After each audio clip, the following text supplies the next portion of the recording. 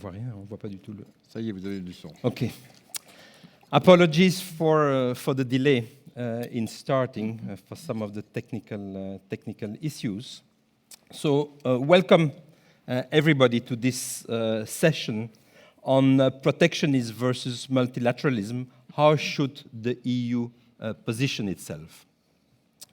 Now, this session comes towards the end of a day where we have been discussing essentially two main themes, the themes that I think animate all of us as the year is starting again here in Brussels, is how should Europe react to the two main challenges of the era, and with the policies that it has already put in place, and how should those policies evolve, not only in the coming year, but maybe also as we look forward even to beyond this to the next Commission.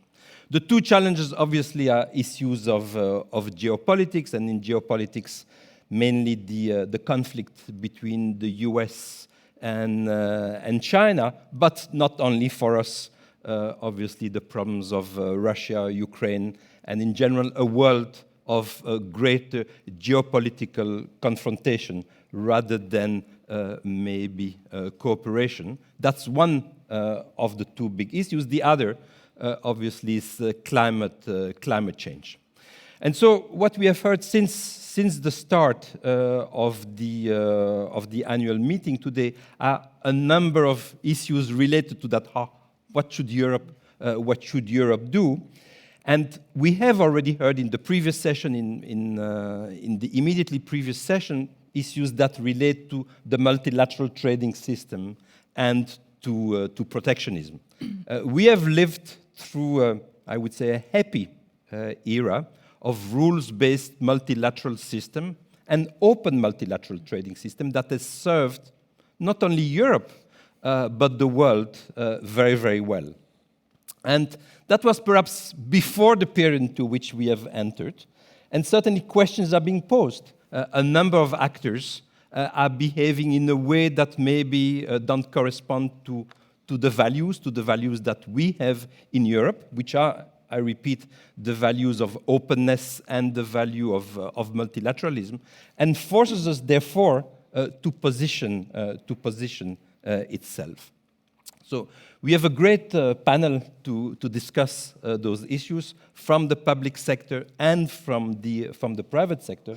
But before getting into the panel discussion, it's a great pleasure to give the floor to our keynote speaker, Thierry Breton, the European Commissioner for the Internal Market, who is at a very, very busy day today, but did find the time to come and share his views with us on protectionism versus multilateralism.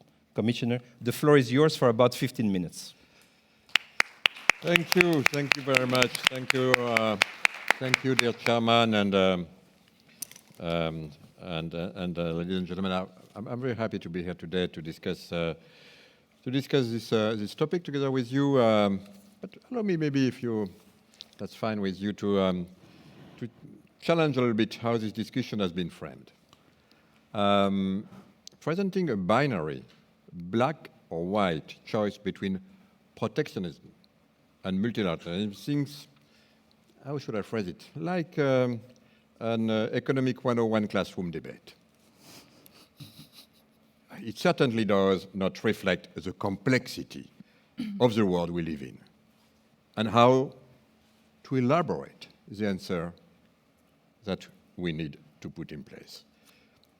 You mentioned it, war on our continent, climate change, pandemics, aging population, global technological race, geopolitics, new geopolitics of supply chain. Yes, we could say that tectonic plates are shifting, and there is a growing awareness that Europe needs to develop a more sophisticated answer than pitching so-called free traders against so-called protectionists. We have all seen that recent disruption have exposed Europe's over-reliance on a handful of actors and the importance of securing global supply chains. And remember how we had to negotiate, and I was the one who had to do this, for the US to lift its ban on the export of vaccines or any kind of components produced by European companies on their own territory or in the US. Putin's attempt to weaponize our dependencies on Russian or fossil imports, or even recent export restrictions from China on key materials and critical materials, for example, gallium and germanium. And at the same time, there is fierce global competition taking place to secure the clean tech and digital markets of the future by securing the entire supply chain, including a strong manufacturing base, which is, by the way, shaking the long-standing belief in just-in-time logistics, geographical specializations that frame the world over the past 30 years, and also elongated the supply chain. And rightly so, because our dependencies do not only weaken us economically and politically, we also need to rethink our supply chains from an environmental but also social point of view.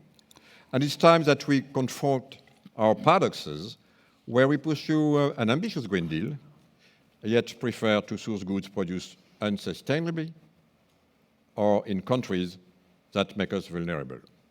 So we need both secure and sustainable supply chains. So in light of this new reality, what if I put forward the following ambition? We will build a future in Europe with European workers, with European companies, and with European-made products. No doubt that if I say so, you will say, definitely, Breton is a dumb protectionist. It's not me, huh? I just paraphrased Biden. It is President Biden who said this a year ago when he was speaking of why he decided to put in place the IRA. This is the world we are in. Open, of course, but our condition. There is then a tendency to oppose always now, and I think it's bad, industrial policy and trade.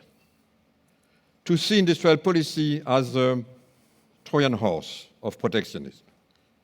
That too is simplistic and I should say a self-defeating vision.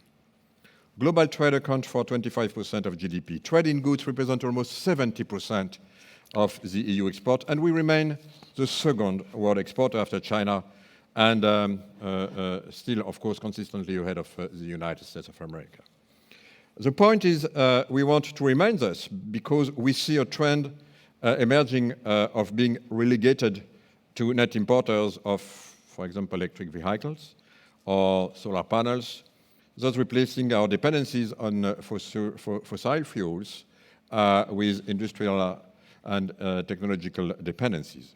Last year, China overtook Germany to become the world's second largest car exporter, as even European manufacturers are now producing electric cars in China for our own market. In 2016, we imported, I believe, 75,000 cars from China, 2020, 200,000, and probably this year more than 500,000. And China produces 98%, as we all know, of solar panels we use. Something like 100 gigawatt from Chinese photovoltaic modules will be warehoused in the EU by the end of this year. That's roughly 2 years of deployment for the whole of Europe. Competition, sometimes unfair, is not only coming from China. Take the US IRA, for instance. This is not only $300 billion that will be injected into the US clean tech sector and economy, but we all know that now the figure is probably over $1 trillion. And what might be good for the climate, this is true, is certainly, I should say so, a challenge for our industry. Carbon pricing and regulation on one side, and tax credit and subsidies on the other one.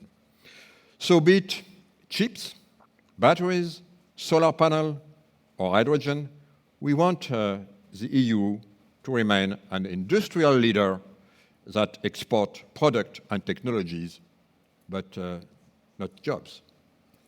And to achieve that, we need to build a strong manufacturing base, entire ecosystems with, of course, suppliers and also, of course, SMEs. Just like the US government looks after the American economy and American workers, we in Europe also strive to create growth, competitiveness, and also jobs for Europeans, quality and local jobs. That doesn't mean, of course, that we should follow the Chinese track of unrestricted subsidies or mimic the American first approach. We have to do it the European way. So, industrial policy in the European way, what does it mean? In a nutshell, 4 pillars. First, ramping up our own capacities, overcoming barriers to scaling production, strengthening our supply chains to protect against unexpected shocks. Second, widening our sourcing and tech diplomacy, in particular through strategic partnerships. Third, shaping markets to be, of course, competitive, productive, and fair. And fourth, investing for economic growth. Let me try to summarize what we are doing on these 4 strands. First, on our industrial capacities and supply chains. We have learned, take the example again of vaccine production or solar, that research alone is not enough anymore, and that there is no industrial strategy without factories. I don't say all factories, but factories, and that ultimately without a strong manufacturing base, Europe's security of supply, exportability, and job creation is at risk. A lot has been done already, I should say, starting with the work of our industrial alliances in identifying and championing the most game-changing project. Take the more than 800 projects on hydrogen have been identified so far by the Clean Hydrogen Alliance, or the pipeline of projects put forward by the Battery Alliance to ensure that European battery manufacturing capacities will match demand beyond 2025. But of course, I think also of the European Chip Act, which is the first and good example of our new European industrial policy, one that combines regulatory and financial support where they were justified to speed up project development from lab centers to gigafactory and all over Europe. We have, by the way, now more than 100 billion euros of projects identified in 17 countries. It has inspired the regulatory triptych that the Commission has put forward. Upstream, the Critical Raw Material Act to ensure a secured and abundant access to the raw material, all the raw materials that are needed to fuel our twin transition, green and digital, but also our space and defense industry. And downstream, the CHIP Act, I already talked about, and the Net Zero Industry Act to help Europe to build its industrial leadership in deep digital and clean tech. So together, all these 3 regulations aim to ramp up Europe's manufacturing capacities. They include concrete goals to guide our efforts towards our first target, which is 2030, but also measures to simplify the business environment, in particular with regards to permitting for strategic projects. We also want to build specific net zero skills academies to train skills, re-skills, hundreds of thousands of workers needed for this twin transition. And all the provisions we have put forward are meant to create the right regulatory environment and conditions. But in the short run, we must use all possible levers to continue moving forward. This can take many forms, using, for example, strategically public procurement and auction design for clean tech, for instance, or also encouraging off-takers to promote environmental friendly, ethical and resilient supply chains, and to pay a premium for it.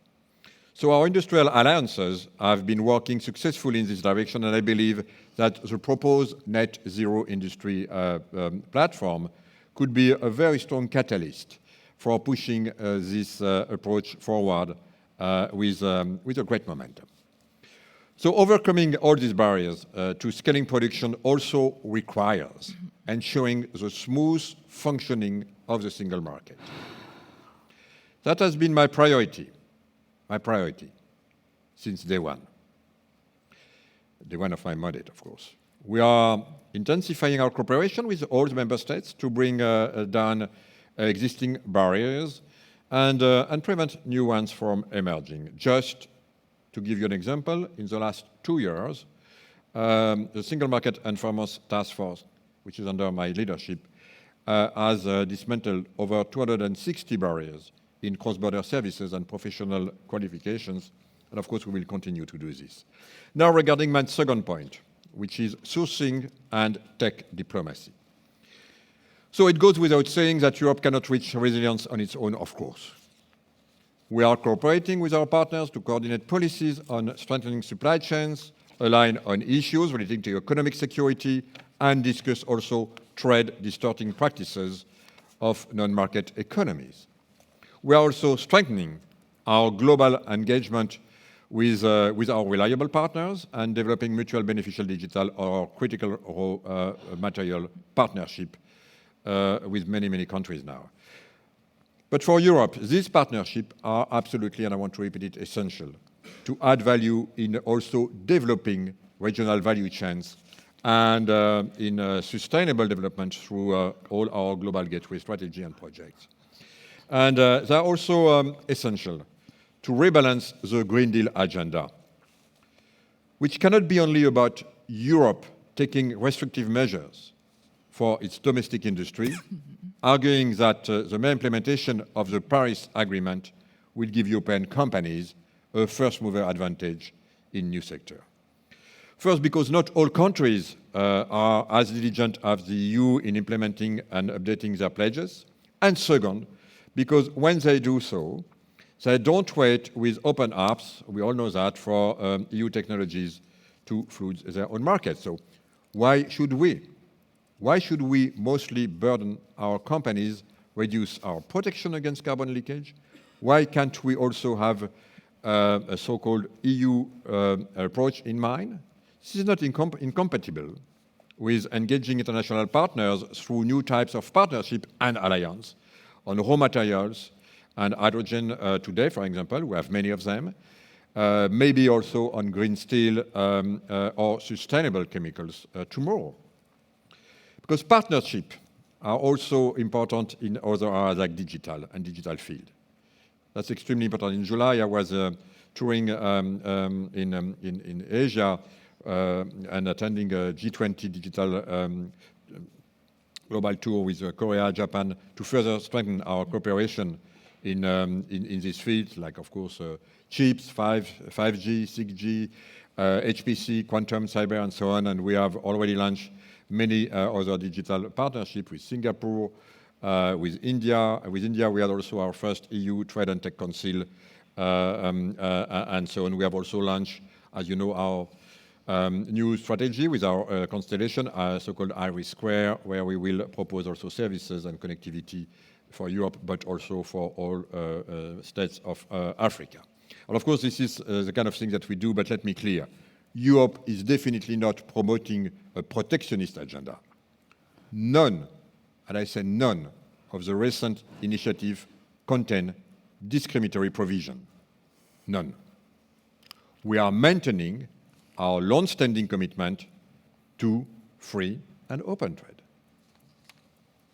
So the third point was shaping market to be competitive, productive, and fair. Because Europe has learned that it needs to be more aware of the risk to its economic security, more assertive in establishing a balance of power with global peers. Believe me, I had to do this a lot in all the crises I had to deal with, including with our best partners. So being less naive, making sure that we maintain a level playing field with our industries and with third countries, and making sure that we use the strengths of the internal market in this balance of power discussions. And when, to give you an example, the US closed access to factories manufacturing components essential for the production of vaccine, we had in Europe to activate a similar export control tool to re-establish and reopen discussion with our partners. Reciprocity, less naivety, balance of power, and finally, find a way together. So we have equipped ourselves with a new trade defense instrument because we had to do it. The Foreign Subsidies Regulation, the EU Foreign Direct Investment Screening Framework, the International Procurement Instrument, and also the so-called proposed anti-coercion instrument that you know. And we will not hesitate to use them to safeguard our interest. Our ability to trigger these instruments quickly when our industry interests are at risk will be vital. We are also strengthening Europe's stance on intellectual property and also on something which is important, as we don't speak enough, standard setting. They have become a very important, and I should say even a crucial catalyst for innovation and industrial leadership, especially in the global tech race. Final point, our global economic security strategy is definitely a major step towards defining Europe's approach on the global stage. And we are globaling, as you probably know, finalizing a list of so-called strategic technologies which are critical to the economic security and assessing their risk with a view to devising appropriate mitigating measures. And we are discussing also with our US friends. By the way, the meeting after this one will be with our US friends at the highest level on this topic. That's why I cannot be too late. But we will not hesitate to present new and reinforcement instruments to defend our interests, outbound investment screening, export control coordination, and of course, strengthening our FDI screening. And final point, investing in the economic growth. No need to recall the investment needs. More than 700 billion euros each year until 2030 in the clean tech industry to deploy our Green Deal objectives, including more than 100 billion euros only in the clean tech manufacturing capacity. Not to mention massive investment also required on digital infrastructure. And no need to restate our obvious objective. Most of these will need to be financed by private means. Public funding needs to be allocated very wisely. As a former finance minister who fights to reduce the debt of my country, as you some know here, who is speaking. So not to mention, of course, other investments that we need, including in defense, for example. And no need to restate the obvious. Most of these will need to be financed again with the financial system. By the way, I think you saw Nadia Calvino this morning. Maybe EIB could help also, could be a support for that. So, but it is also equally clear that international competition is rigged. So yes, we need to avoid a global subsidy race, absolutely, where there is no market failure. But no, we cannot stand by idly when our competitors are funding operational cost. So now the question is, how? And for me, the answer has been consistently the same. More European and global solutions. A basket of them, if needed be, based on the Recovery and Resilience Facility, Repower EU, Cohesion Policy Funds, EU ETS, carbon revenues, or even Invest EU to help to de-risk investment and bring other investors, including, of course, from the private sector, and our recent proposal on strategic technologies for Europe platform, so-called STEP, will also contribute to it. But it is what it is, a good first step by just leveraging existing programs. STEP could alone bring up to 160 billion euros of new investment, and nobody is fooled. STEP will only be a game changer if it is the embryo of a fully fledged sovereignty fund. In parallel, we must prevent also a subsidy race within our own single market, where only the member states with strong fiscal space dope their national industry, which are not always the ones we suspect, by the way. When looking at state aid figures, I should say, in percentage of GDP or population, those benefiting from a new state aid and flexibility are often those that depict themselves as the best friend of the single market and the defender of budgetary virtue. Finland, for example, Denmark. But this does not mean, of course, that our competition rules remain untouched. When well-designed, they can also support and respond to international competition with a firepower that the EU budget will, of course, never have, and also benefit to all member states all across the region. So, for all too long, as a conclusion, we have tried to relegate the role of Europe to being a continent that excels in research, but leaves the commercialization to others, to being virtuous climate policy activists without putting industrial competitiveness on the same equal footing, to being bystander among growing tensions between the United States and China.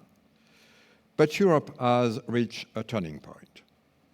We have realized that we cannot be reduced to being a mere free trade area or marketplace. In this day and age, Europe is becoming a geopolitical power in all fields: digital, industrial, security, defense. And the European Union is and will remain one of the most open economies in the world. Open, of course, but on our terms and at our conditions. A Europe that sets its own rules of the game and proactively reaffirms its role and interest in the new geopolitical landscape. A Europe that protects, transforms, and projects. So let's take pride in this mission. Thank you. Thank you. Thank you, Commissioner. I'd like to invite you to take back your seat. As we agreed, I will not intervene at the moment and make a comment on your extremely interesting speech. Each of the panelists will first ask you a question. I think we'll take all 3 questions. Maybe I will add, maybe not, we'll see. A 4th question, and then we'll enter into a small discussion. Beata, please. Thank you. So, Commissioner, you stated the goal of Europe remaining a very open economy. So, where will we draw the line between legitimate concern for strategic autonomy and protectionism? What are the objective criteria that will be used to distinguish between the two? And how can we be sure that strategic autonomy will not be used to serve protectionist interests? Thank you, Beata. Anne Mettler. Yeah, thank you so much, Commissioner. So my question is about the wind industry. So Europe's wind industry is in deep crisis. Our manufacturers have racked up losses of more than 4.7 billion euros in 2022. What are your plans to ensure that wind doesn't follow in the footsteps of solar, where we have, of course, lost our industry in less than 15 years entirely to China, and we now, as a result, have to source 90% of our solar panels from a single country? how can we reconcile such a dependency with your, I think, correct calls for strategic autonomy? And are we not at risk of replacing a dependency on Russia in fossil energy with a dependency on China in clean technologies? Thanks, Anne. And let me turn to Jorrit van der Meulen from Amazon. Sure, thank you. I appreciate it. I may be asking this question on behalf of the hundreds of thousands of small businesses we work with every day, and it's about the single market. So a well-functioning single market goes hand in hand with economic security. And for the single market to function properly, European SMEs need frictionless trade within the EU. I was very encouraged to hear the 260 barriers that you've already removed, and I was curious if you could talk about what you think the EU still needs to do critically to deliver a fully integrated single market. So let me ask one question to you as well. You discuss, in a sense, the notion of made in Europe, right? It was just a joke. Okay, okay.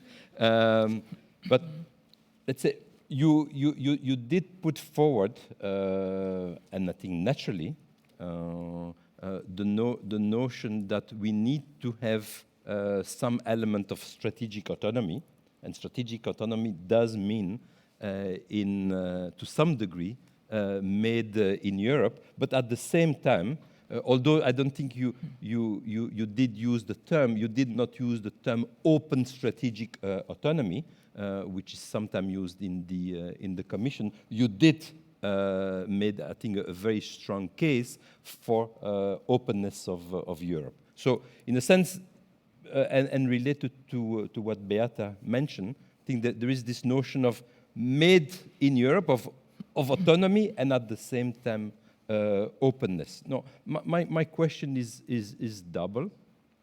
We do have, I mean, and Europe, compared to any other major player, certainly compared to the US, certainly compared to China, we have many free trade agreements with third countries.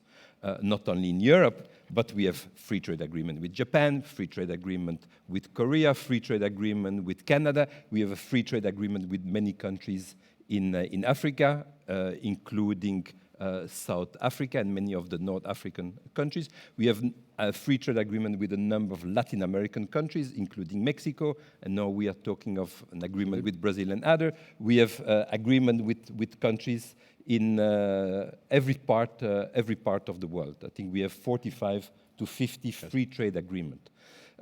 So how is the strategy compatible in your view with a free trade agreement that we already have with other countries? Should we go further? We are negotiating free trade agreement with India, for instance. Would you be in favor of this agreement? So this is essentially, again, a question that relates to what Beata put forward before. Please, the floor is yours. So thank you for Beata first. Now it's not open trade versus protectionism, now it's strategic autonomy versus protectionism. I mean, what does it mean, strategic autonomy? I'm always cautious when using this kind of word because, of course, we are a big democracy. We are, by the way, of the free world. I put India aside, if you, Bharat, I think you said now, aside. We're 1.5 bigger than the US. We are the biggest democracy of the free world. It's complex to manage a democracy, but we do it every day. We align. My job is to align everyone. So I'm very cautious when I'm going, of course, I was yesterday in Estonia. I'm cautious to use this word because, of course, and it's not exactly the same when I'm using it in Greece or in Italy or next week in Hungary. I mean, they all understand what they want to understand. So what I say that behind this word has nothing to do with protectionism. It's just to make sure that we can monitor our destiny. That's the only thing. Because, you know, I have been in charge of running, at my level, the economy of Europe and the industry in Europe during the COVID situation. Believe me, it was not easy. It was not easy first between us. When I started to see borders again, no mask, keep the mask for me, don't give it for others, and so many things I had to cope with. I had no instrument to do this. So now we need to put instruments to have more flexibility. When I called the Chinese Minister of Trade one morning, telling him, Mr. Minister, we have many factories now. They're producing in China. They're 100% with European companies. But they're blocked for the masks that they produce. And he told me, Mr. Commissioner, you need to understand something. In this situation, everything which is produced in China is for People's Republic of China first. Oh, I said, that's the end of cooperation. No, that's not what I said, but this is what I have to deal with. Needless to discuss the many discussions I had with my friend Jeff Zients before I became the Chief of Staff of President Biden. He was my counterpart in the vaccine, as the head of vaccine strategy in the US. So many discussions to reopen it. I mentioned it. So again, it means that we cannot be naive anymore. We need to make sure that in specific areas, of course, we don't want to do everything in Europe. That's just stupid. I've been in business for 30 years. I know this very well. But we need to make sure that we can continue to operate as much as we can in any circumstances. And we know that in this world, some countries are using our dependencies to weaponize it against us. And I don't want to give you examples that we have. So again, this is nothing to do with protectionism, nothing to do. It is just, again, transforming, reflecting the environment. And I keep saying, you know, I think we all enjoyed it, and I was enjoying it. I was part of the globalization when I moved all my factories from the US to the maquiladoras, and then when I was in business, when I moved all my factories from maquiladoras to the Pearl River, Detroit, we're all benefiting from it. But it's not the world we are in now. We are part of this. We will continue to be in this world, yes, for part of it, but we need to make sure also, and that's very complex, to have including the right instrument, to be able to solidify again our supply chain when it's needed. So, you're absolutely right with your statement. But you know, there's no fatality. I worked half of my life in the US. I was leading a big company. And I remember that I had to close all my industrial, my industry, I mentioned it. So US lost their ground in industry. You know that. Mm. And now they have decided to reinvest the tool. By the way, it's probably one of the reasons why President Biden or the Biden administration was so successful in the midterm. They did it rightly. This is why we don't have to fight against it. It's a fact. I mentioned 1 trillion, not 367 billion, 1 trillion. Mm. But of course, so there is no fatality. But we have to do this while maintaining our a level playing field, which is what we are doing probably better in Europe than it's done, I should tell you, in the US now. That's my view. That's my personal view. I discussed this many times with my friends in the US, with Gina, with Gina Raimondo, and with Tony Blinken. They know where we are. But of course, this is what we are. So yes, you're right. We are today losing ground in industry, but there is no fatality. And by the way, what we have done for chip is extremely important. We attract, again, we want to have manufacturing capacities in Europe, by the way, not done only by European companies. We attract TSMC, we are very happy with it. We attract Intel, we are very happy with it. We propose partnership with Global Foundry, we are very happy with it. So, I mean, we now have the tools to do it.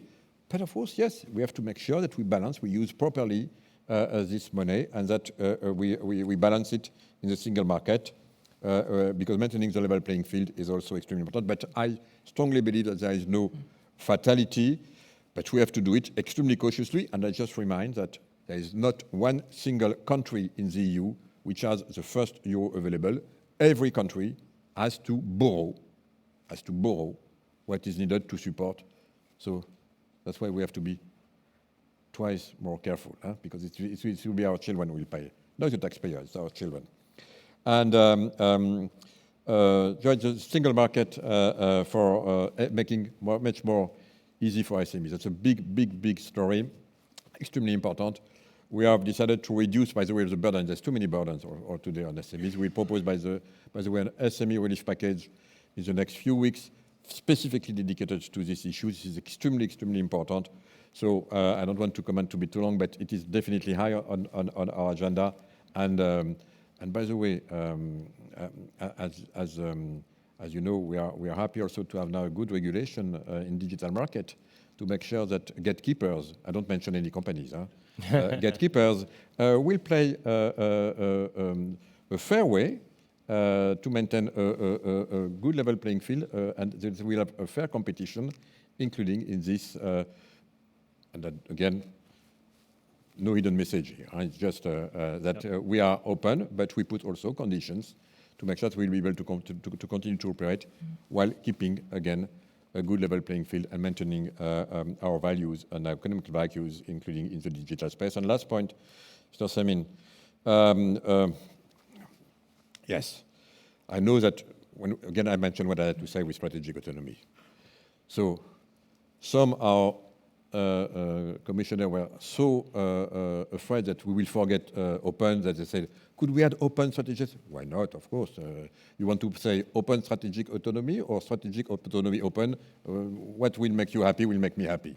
So this is why sometimes I mention it, sometimes I don't mention it, but I know exactly where it comes from, and I know exactly what I believe we should do together. Thank you. Thank you. That was very, very clear answer to all four questions. Jorit, I know that you are a bit pressed for time because you have a train. Et moi aussi. Et vous également. Oui, vous savez. Je sais. Vous avez encore 2 minutes, oui. Jorit, I wanted to give you the opportunity to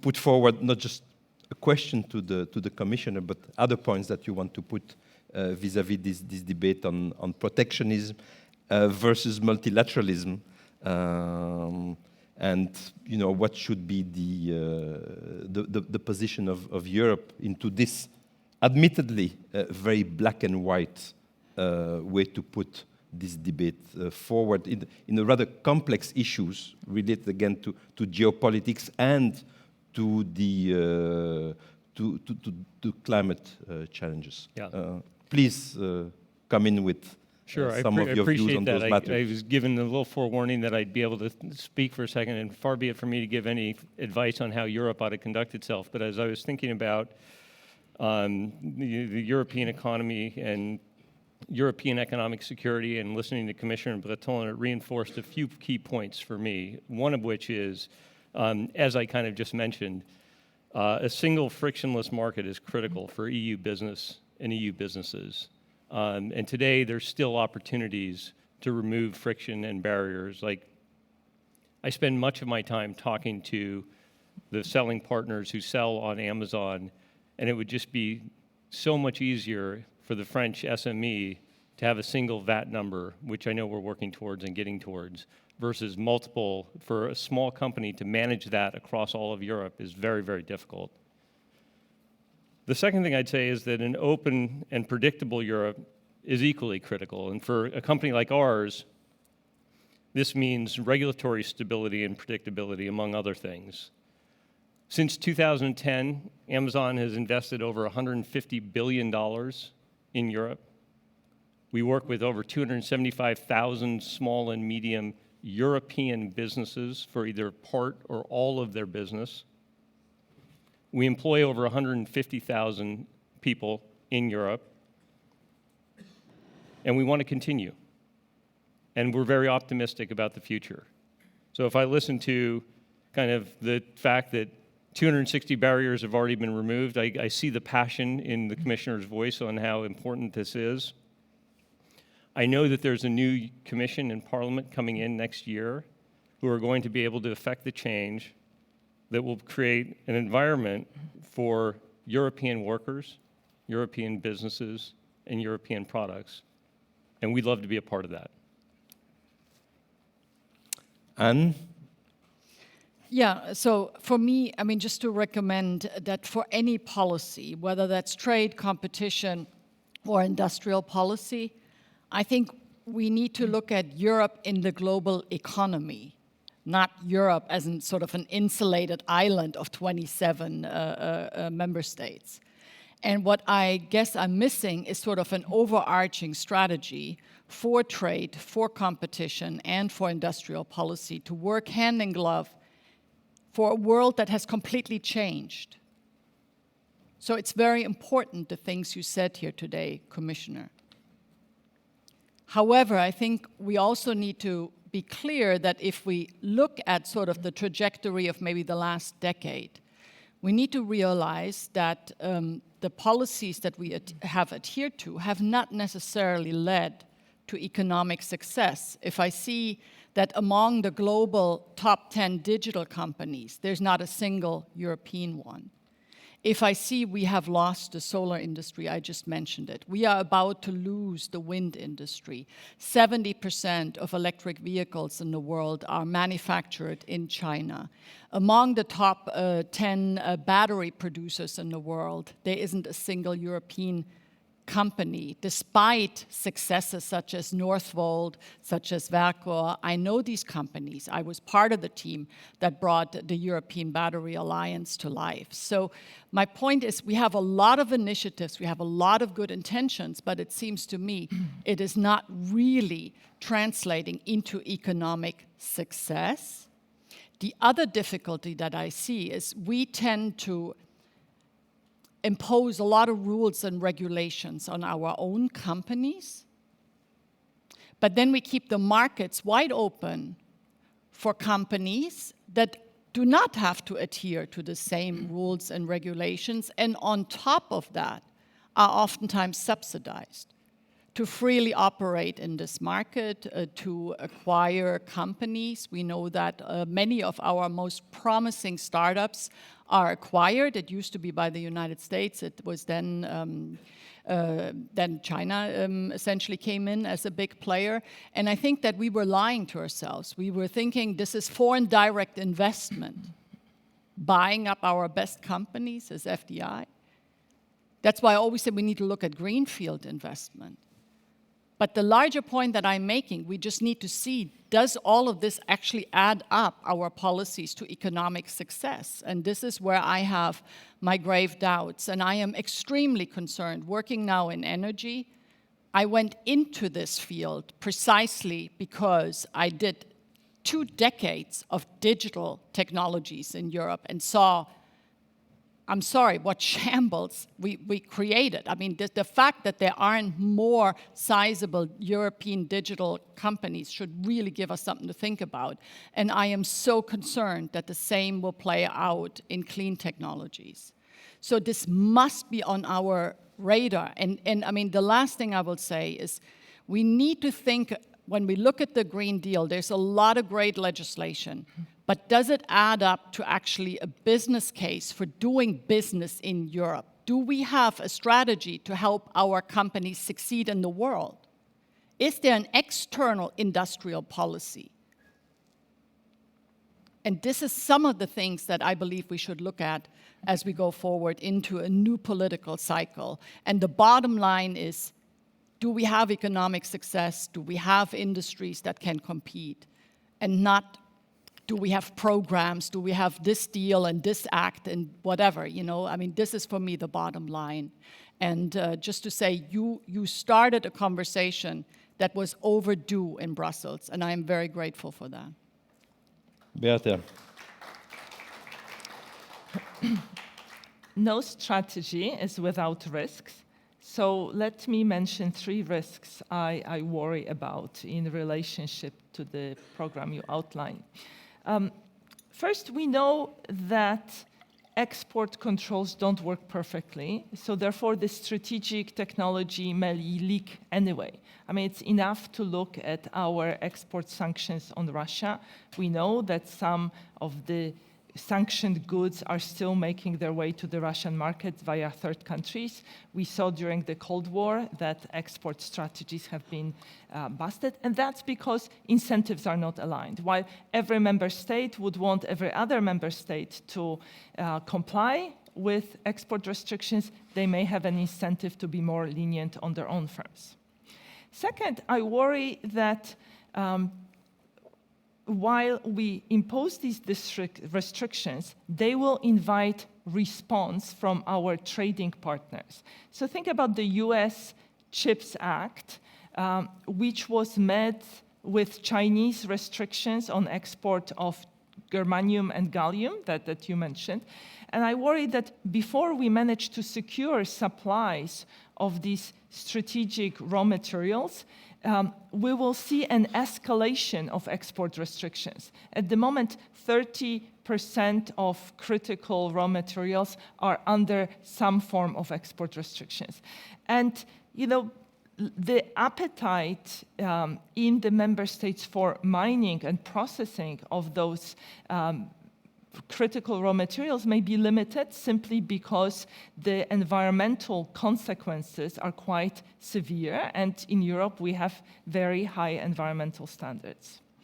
And third, I worry that the WTO may become a collateral damage as the policy is directed towards countries that share common values. To use the Janet Yellen's term, friendshoring, we know friendships are fleeting.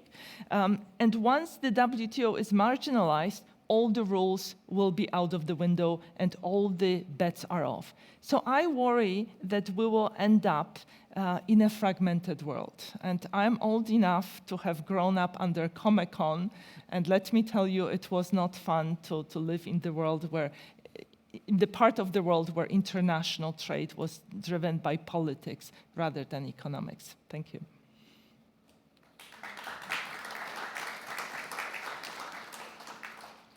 Commissioner, I know that you, your time is precious. There's of course nothing new, and I really understand what you said. I agree with you. The world, unfortunately, is going to be much more fragmented. This is reality. I've lived also in this world, so I know exactly what it means. I don't agree, of course, with Anne. I don't agree with you on your view.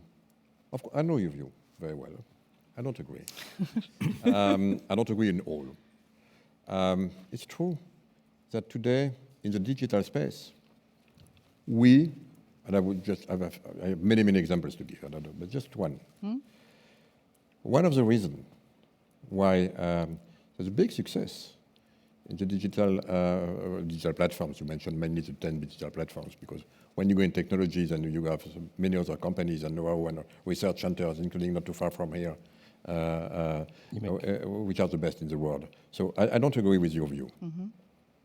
And I don't want to speak only on SML. I don't agree with it.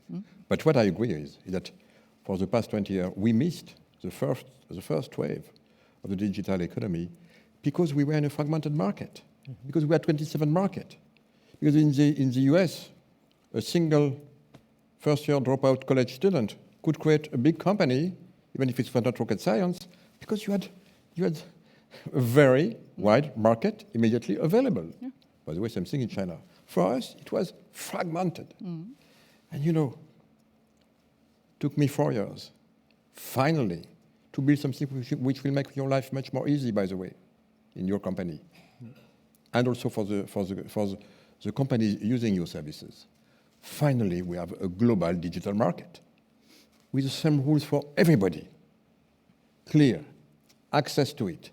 So if we missed, and that will be my conclusion, the first wave of the digital evolution based on personal data, we are ready to be very strong in the second wave, the industrial data.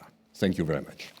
Thank you. Thank you. So I don't think that we have, unfortunately, any more time for questions from the audience. So I think probably we'll stop the panel discussion here.